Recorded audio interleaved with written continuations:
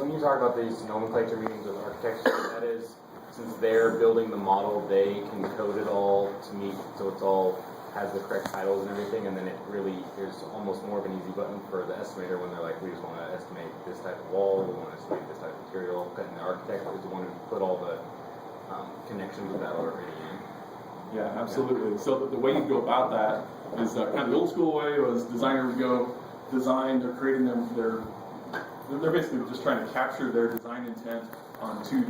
They're going to create plans, sections, elevations, details, and then they're going to package that up and they're going to say, here bidders, we're going to take it to the market and figure out what the value of this is, and then we're going to be surprised if it's high or low, or holy crap, it's over budget.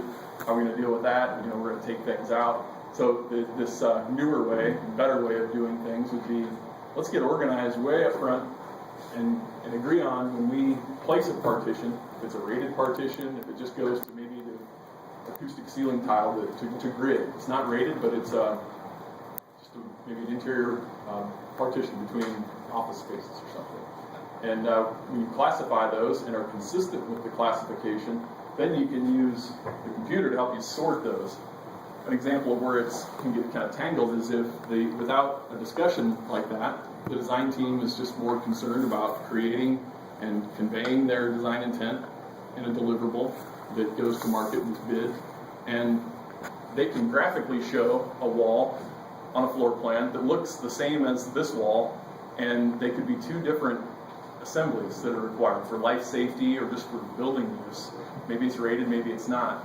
And if the designer and the contractor can work together, and trade partners too, to establish what the classification would be on that project and apply it and just be consistent with it, then we can count all the rated partitions with accuracy, with certainty even.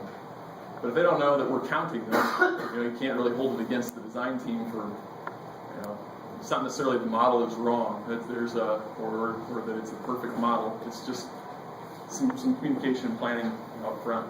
Is there a question up here about? Oh, I was just wondering that dynamic estimating, is it kind of risky or inaccurate just because the level of detail on the BIM model isn't down to the bolts or small things like that? But I think you just kind of answered. That's a good point too. Not every element needs to be in the model to have a model-based estimate. So you could take off linear feet of grid, for ceiling, without actually having that in the model, because your assembly can include a package for how many linear feet of grid would you find per square foot of ceiling. Now, if you wanted to drill in, and that was very important, you certainly could go in and model a very specific element and count those. But just think of the model as a container or a bucket, and at its largest, as viewed highly above from the smallest level of detail, could actually be a low level of detail, a level of, say, 100.